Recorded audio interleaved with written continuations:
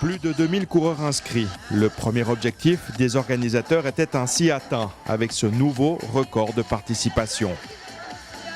Et la plupart d'entre eux étaient au départ d'Alamand, le semi-marathon.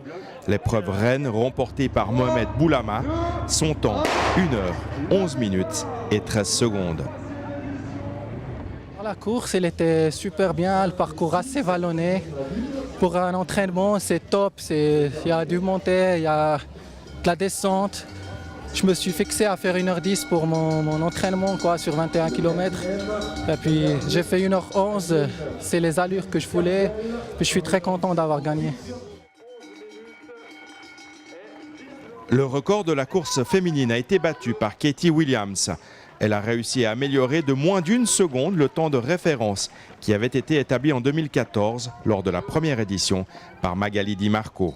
Je savais qu'il ferait chaud aujourd'hui, donc j'ai essayé de m'hydrater un maximum. C'était très sympa de courir à travers la campagne, de s'abriter à l'ombre des arbres et d'avoir le soutien des bénévoles. Donc oui, c'était une très belle course que j'ai vraiment appréciée.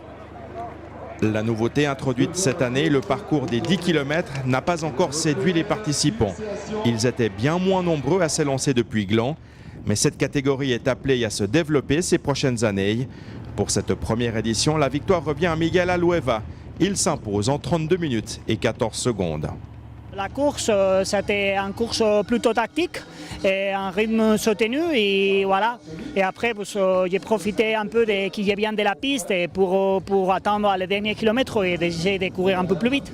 Pour moi, les conditions sont parfaites. Et, voilà, je cours bien avec la chaleur et bon, pour 10 km, ça va. C'est vrai, si on fait une discipline un cours plus long, c'est vrai que peut-être c'est un peu dur.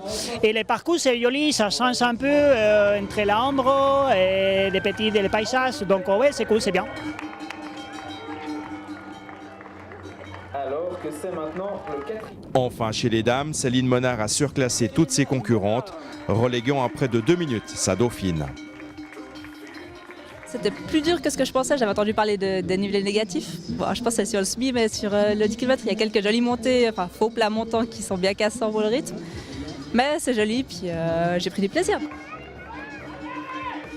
Bilan réjouissant donc pour Léa Sprunger. Tout s'est déroulé sans accroc. Les participants, mais aussi le public, ont répondu présent pour cette 3e édition de la Romande Energy Run. Dans l'ensemble, c'était très bien. On a la 3e édition, donc on commence à comprendre un peu comment ça fonctionne. Il y avait l'ajout des 10 km qui était une nouveauté, mais ça s'est tout très bien passé. Et puis on est très satisfait de la journée avec le nombre d'inscriptions, un nouveau record sur le semi-marathon des femmes. Donc très positif. Les enfants étaient également de la fête. 300 d'entre eux ont pris part aux courses organisées l'après-midi dans l'enceinte de Colovray. Et Léa Sprunger tient beaucoup à ces courses pour les plus jeunes.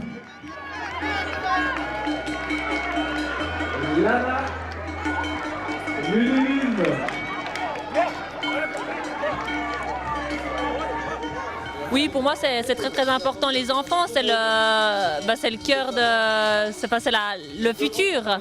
Et puis on essaye de les mettre un peu plus en valeur en les déplaçant justement l'après-midi, en essayant d'attirer plus de monde. Et puis pour moi, c'est très important de pouvoir promouvoir le sport, la course à pied chez eux déjà. La 4e édition aura lieu le dimanche 10 septembre 2017 avec encore des nouveautés à prévoir. Un parcours de Nordic Walking devrait notamment voir le jour.